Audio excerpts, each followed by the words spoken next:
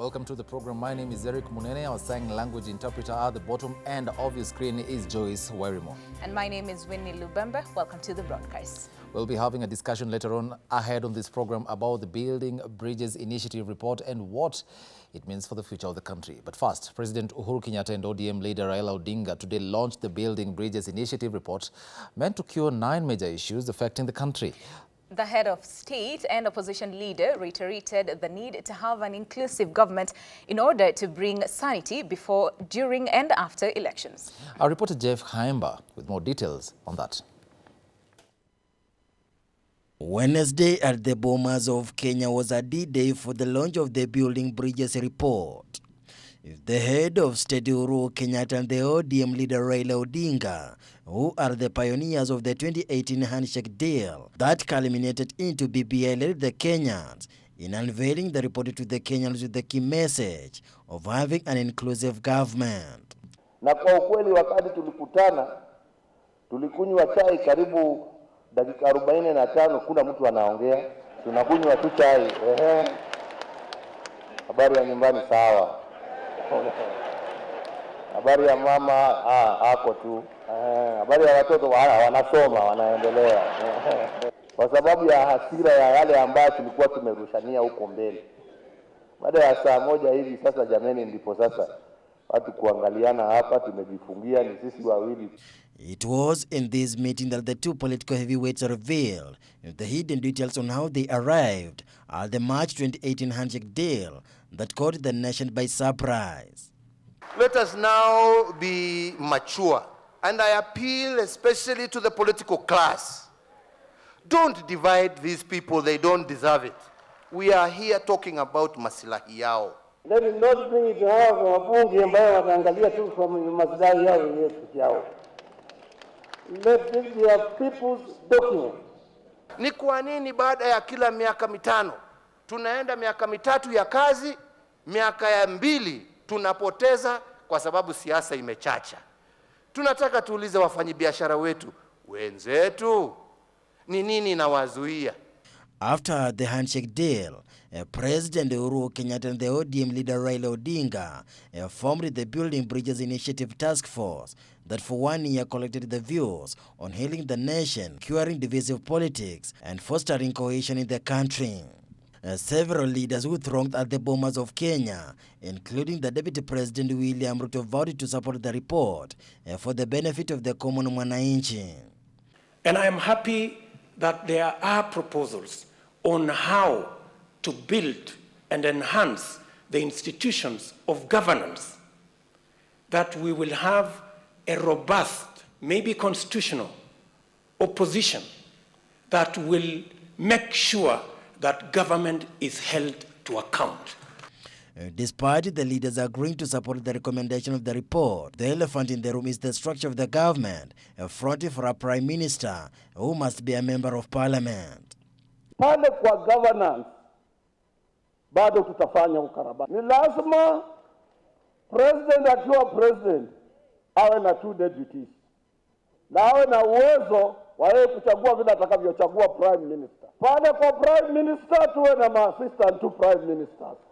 And this report will be constituted into either a bill, whereby we are going to decide whether it is a bill of parliament, whereby parliamentarians will vote for it, or it will be a referendum. Because that is replacing only dual in parliament by a prime minister appointed by the president because of the party. It will not solve any problem. I want to ask the pioneers of BBI to have a serious engagement with persons with disabilities in this country and their role in BBI. We cannot just wait and say persons with disabilities will go to BBI to support and to vote when your voice has not been heard by the president, by the head of state. And you know, I think that there was a mishap there in terms of organization. We may actually end up saying that people in public service should not engage in business, but then they have their proxies. Even those proxies must not be allowed. The BBI task force chaired by the Garissa Senator Yusuf Haji have now pleaded for the implementation of the report to ensure it does not gather dust in the shelves like other reports prepared in the past. One of the key agenda in the handshake deal between President Uhuru Kenyatta and the ODM leader Raila Odinga was to heal political tension in the country before, during and after every election period. The big question remains whether and if the BBI report will be a lasting solution to what all this menace in the country. Reporting for Ebru TV, I'm Jeff Khaemba. And addressing matters corruption in an innovative approach to fighting corruption, the single threat to Kenya's unity and resources, the Building Bridges Initiative report is proposing that whistleblowers be rewarded with 5% of recovered proceeds. The report, which was handed to President Uhuru Kenyatta on Tuesday afternoon, recommends 6 measures that the 14-member task force believes will help in slaying the graft dragon that has seen billions of taxpayers' resources embezzled. Take a look. The Building Bridges Initiative report seeks to refine investigative agencies in the country by allocating them specific mandate in the fight against corruption. The report recommends that a certain amount of percentage of illegally acquired monies be given to whistleblowers due to their valid efforts to see perpetrators brought to justice, a pronouncement that elicited mixed reactions in Bomas. At the heart of the changes is the Ethics and Anti-Corruption Commission that will be tasked with dealing with economic and corruption crimes only.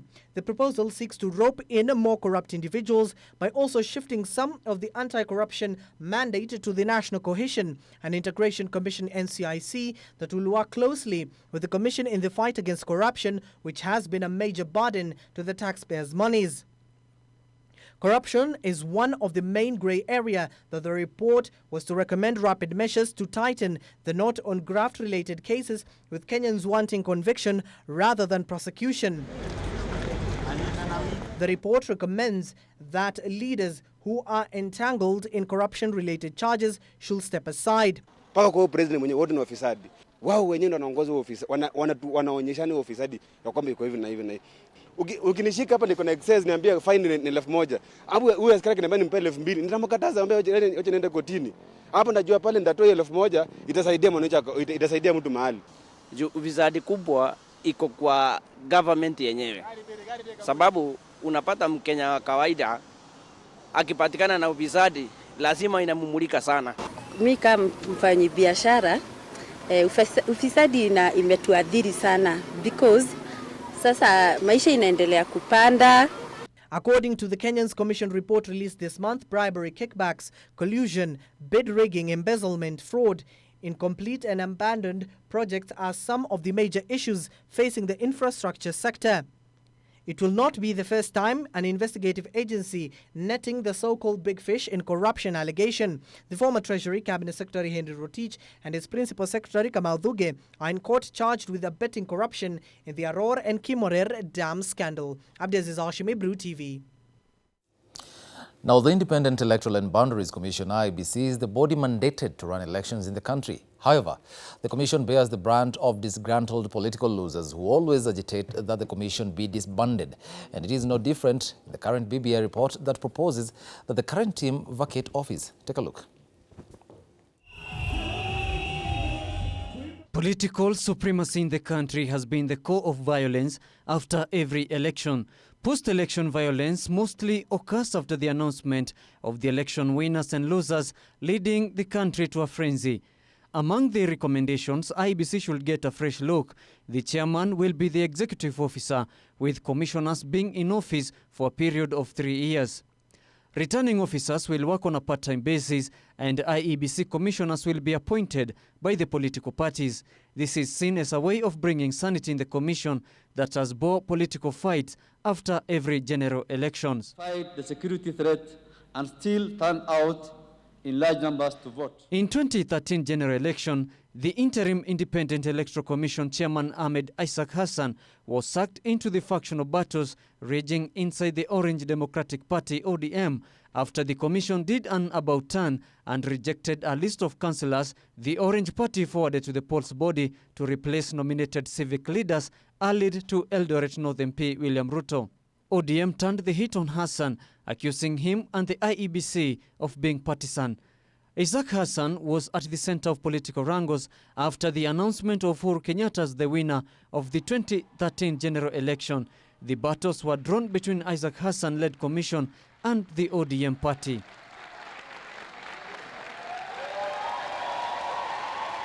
ODM leader was at the forefront of advocating for the exit of Isaac Hassan and the entire team. After 2017 election, the Chebukati-led IEBC team was accused by the NASA coalition of not conducting the election in a fair manner, a situation that could have led a serious disconnect in the country. BBI is seen as a unifying factor to many, although quite a number of politicians are not in agreement with it. The proposal of a Prime Minister position, leader of the opposition and person deputizing the PM might bring down political tensions during and after elections. For Ebru TV, I'm Kaindo Stefano. And addressing gender equality, it will be a big win for women if a proposal to compel candidates vying for governor to pick deputies of opposite sex is adopted. The Building Bridges Initiative report proposes that in future governors and their deputy governors should be of the opposite sex. During the last election, only several governors appointed deputies from the opposite gender.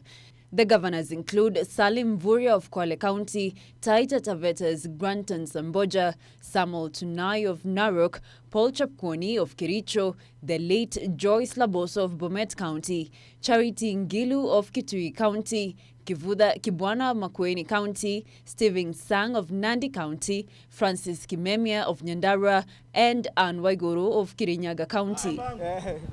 The current constitution states that each candidate for election as county governor shall nominate a person who is qualified for nomination for election as county governor as a candidate for deputy governor. The proposal goes on to state that the Independent Electoral and Boundaries Commission shall not conduct a separate election for the deputy governor, but shall declare the candidate nominated by the person who is elected county governor to have been elected as the deputy governor.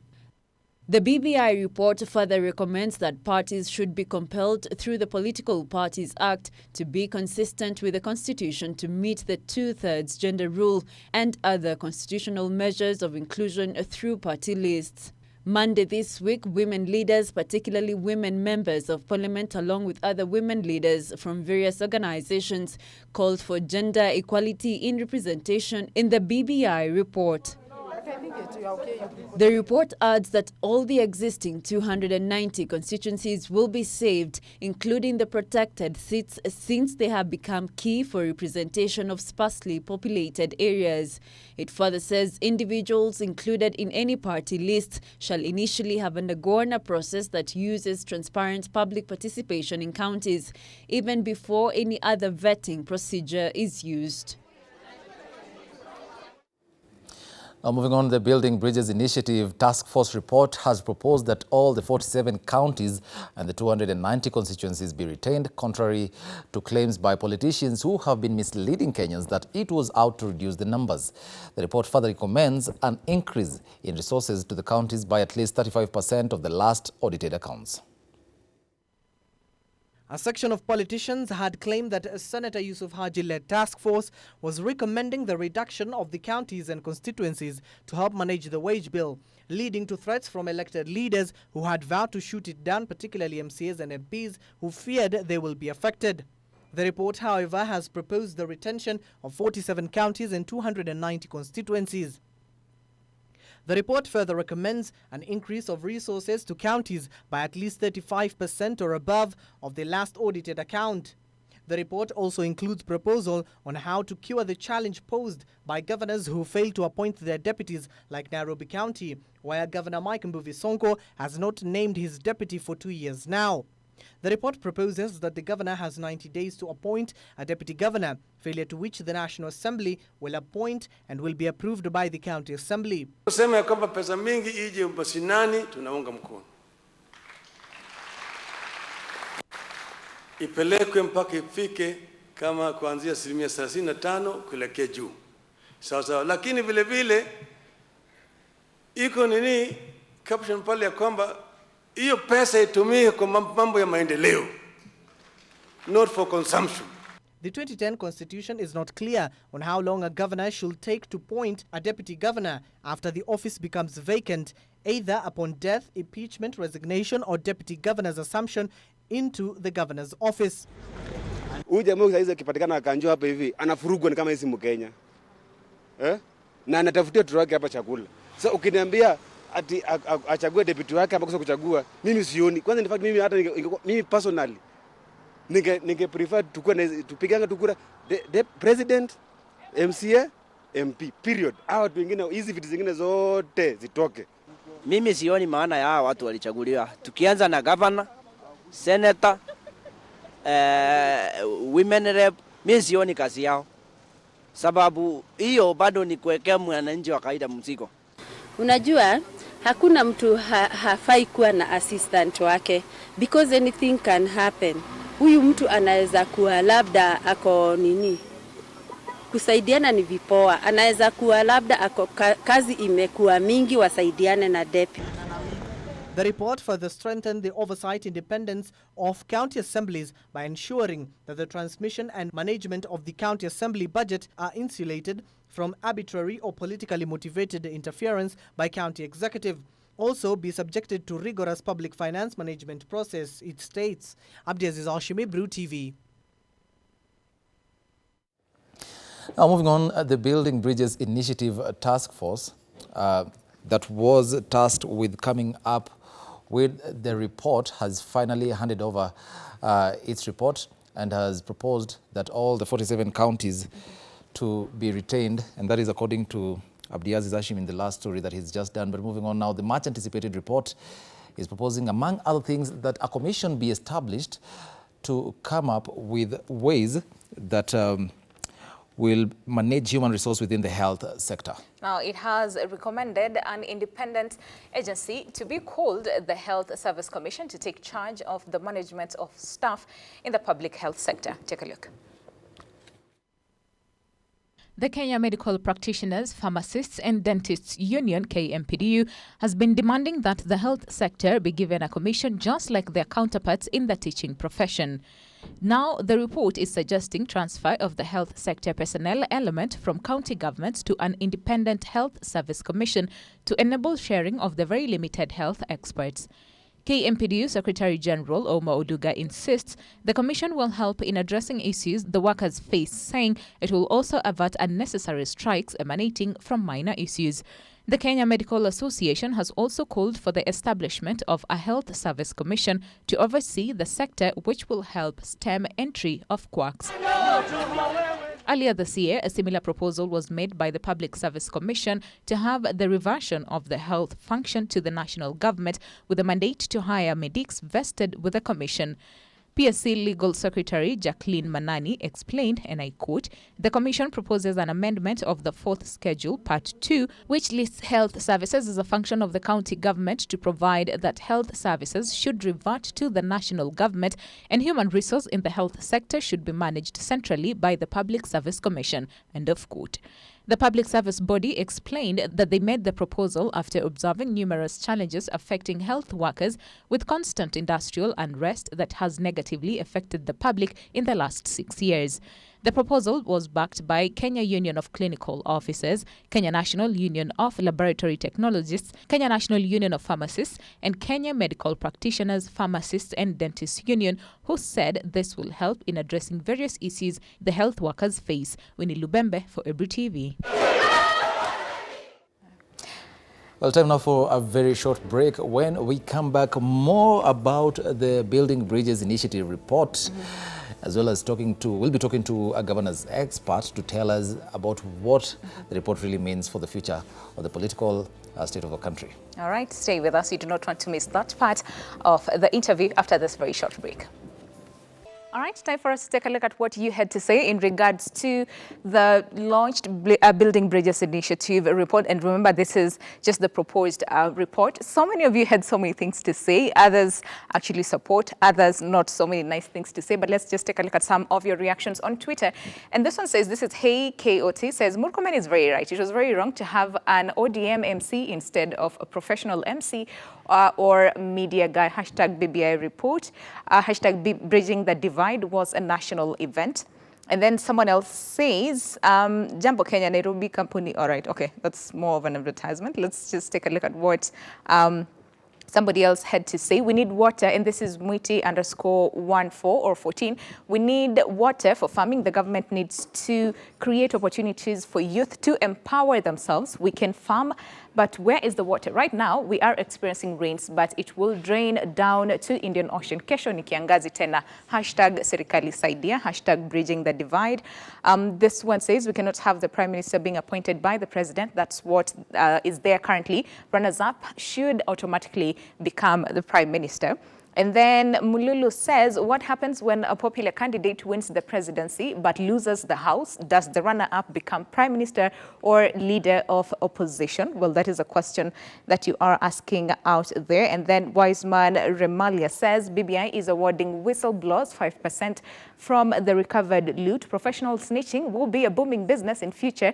And just like those Watiaji prefects from high school are about to make a comeback in our otherwise quiet lives. Yani, rats everywhere. And of course, this is something that I would want to hear Edgar's opinion on the same. And then someone else is saying, build, this is Mwiti again, _14, says, build dams in Pokot, Turkana, Kitui, Garissa, Tana River, Nyeri, Tharaka, Kilifi, Wajir, Marsabit before bridging nonsense. All right, this is what you're saying. Hashtag BBI report to Kenyans, tukishiba hakuna vita, ni maendeleo tu. And then Aizo Fundi says, today I stand with at Kipchumba Murkomen and at Oletumbi. The hashtag bridging the divide ought to have been a state of fairness and non-discrimination. And then someone else, and this is in regards to a photo that was taken, of course, earlier on when I think President Uhuru Kenyatta was launching into politics, where a lot of things in my life inspired, and of course, that picture over there. And then someone else says here, now that the political leaders have almost unanimously declared that they are everything, that is wrong with the country, what are they going to do about it? Resign or reform? Well, or reform rather. Well, that's a question that you are posing over there. And then Bohemian Jack says, we're going to sit here.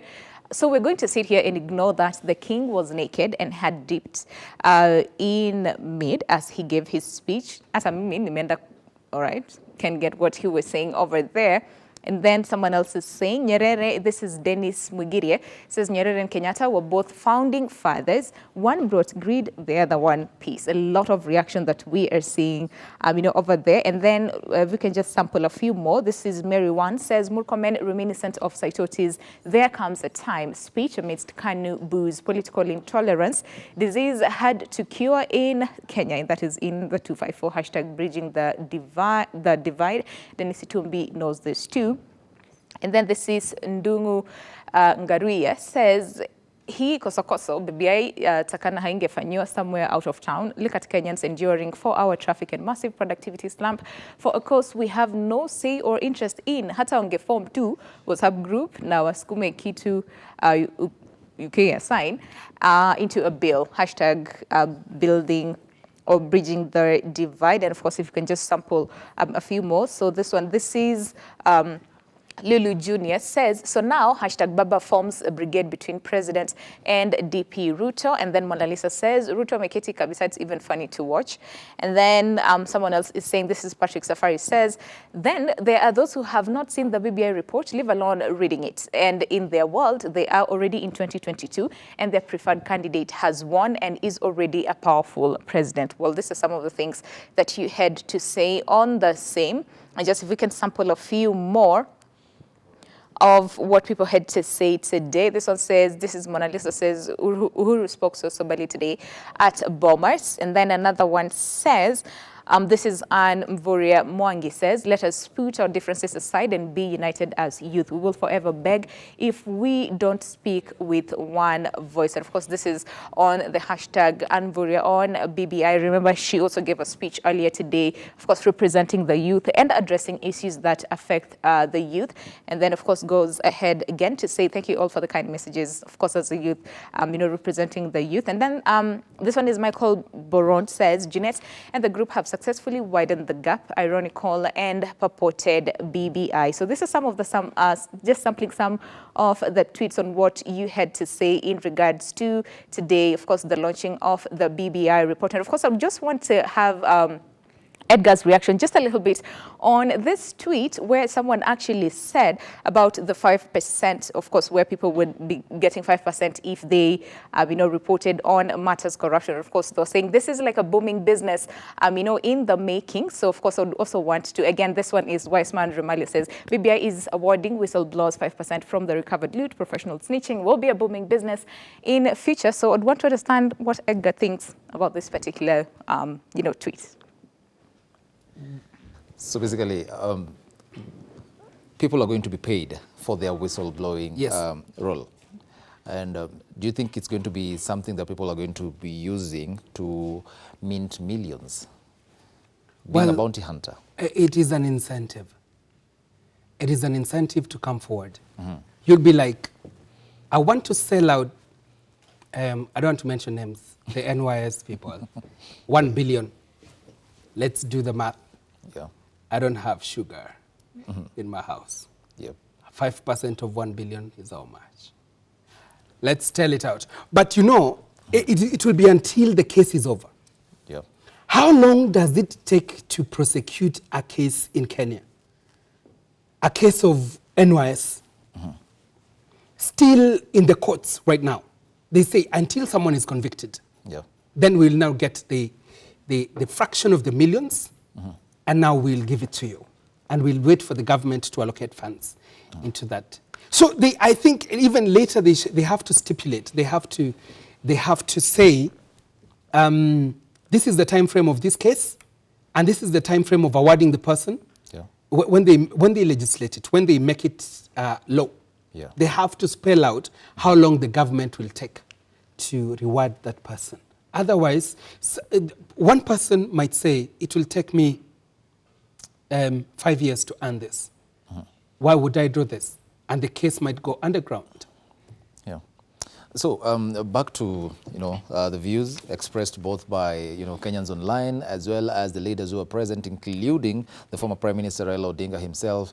I don't know if you can have that tweet that he had today on screen. Oh, there it is. That's the former PM saying these proposals in the real BBI report are not the end, but are the beginning of a much-needed national debate about the new Kenya. Out of this, a solution will be found, which is homegrown, and that will give birth to a Kenya that we all want and desire. This is history in the making. Of course, he finishes, signs off his tweet with that. What's your take on that? Do you think we left things at Bomas unfinished? If you had Raila speak, you would be moved. He said no to a divide that was too big. For once, this man caught my attention. What he said right now, in other quarters, people believe that he is not satisfied with the many proposals that were done. So he is going to the Kenyan to seek more solution. In fact, he said this is a fraction of the country. Around 7,000 people. 7,000 people out of 52 million people or 47 million people.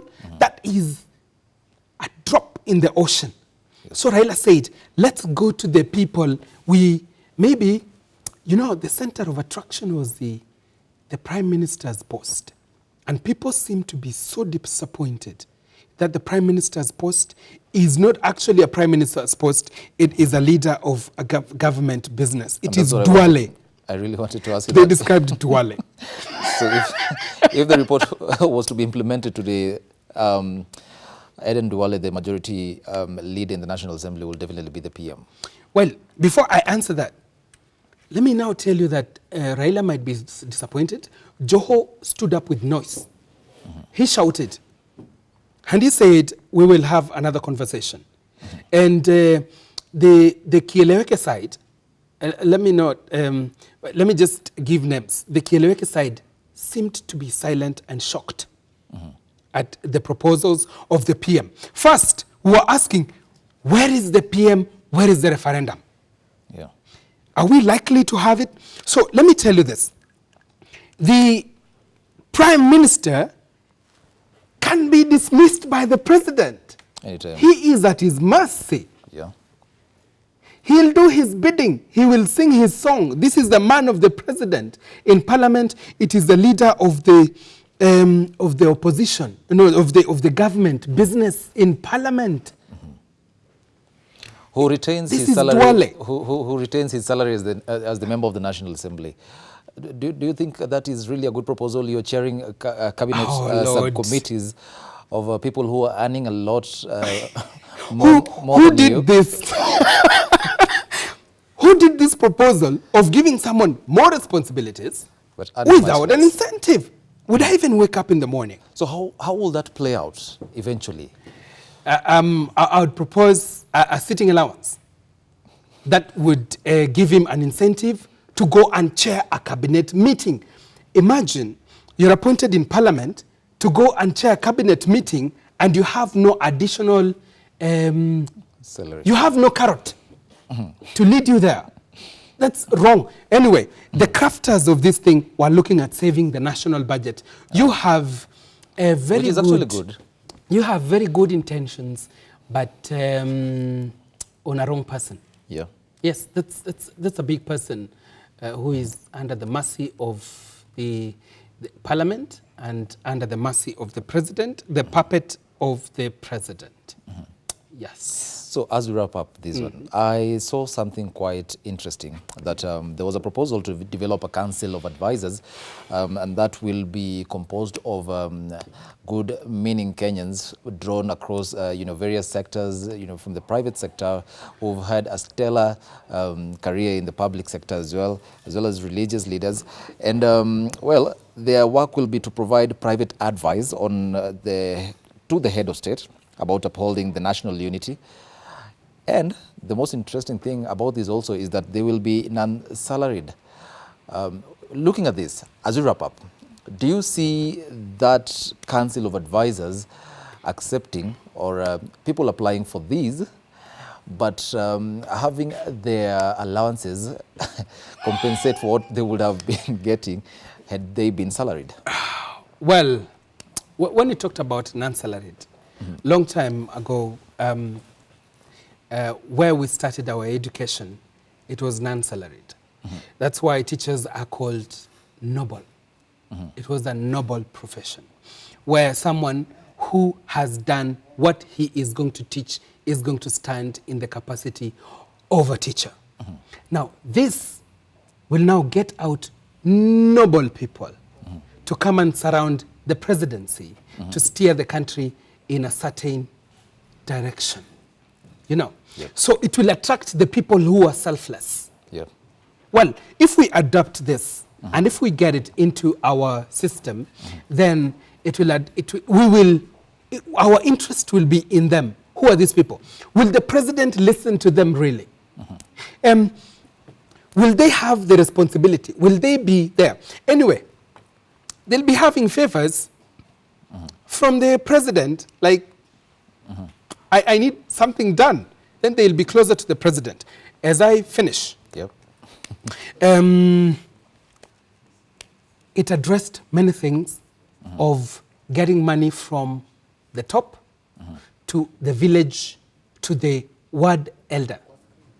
It addressed a way that 35% of the current budget of 3 trillion is around 1 trillion. 1 trillion divided amongst 50, let's say 47 counties, you will get around 20 billion. 20 billion, you have 5 wards. 5 wards, if you divide 20 billion, it is going to close to 4 billion per ward. 4 billion per ward is a lot of money. And it is going to be managed by a committee elected from the ward. Imagine a 4 billion around your home. Lucrative. I love it. I love it. It's called follow the money. And then you'll see where the power is. Forget about the presidency. Give us 50% of the money. We will live for you the presidency. And this is the conversation. And they were saying that the county government will find a kitty of spearheading, giving money to the little enterprises, and money is what we want on the grassroots. Edgar Willie Kosgei, because of the interest of time, we have to end it right here. Thank you. Thank you so much. Quite insightful points there. That's how we wrap up this edition of Ebru Prime Time News. My colleague Winnie Lubembe is still on the other side of the studio. My name is Mnene. Our sign language interpreter is Joyce Wairimu. This is how we end it. It was a special day. The BBI report, of course, shaping a lot of conversations online and offline. And of course, tomorrow we are going to be talking more about it. Winnie Lubembe, take it from here. All right, and Eric, like you've rightly put it, I mean, this is a discussion that we cannot just end in one sitting. There's so much to discuss about the same. But just to remind you that this is just a proposed report. So that means that, of course, it will have to go to the floor of the House, be debated on. But the good thing is that all of us as Kenyans, of course, we have been advised to make sure that we read the report, understand it, and then, of course, we'll also be given a chance to weigh in and just say, you know, what are some of the things that we want revised on the same. But, of course, like Mnene said, in the interest of time, we have to end it here. My name is Winnie Lubembe. Thank you so much for staying with us. Stay tuned, of course. Tomorrow morning, join one Ayub Abdi Kadir, of course, for more discussion as far as the newly launched BBI report is concerned. Have yourselves a lovely night.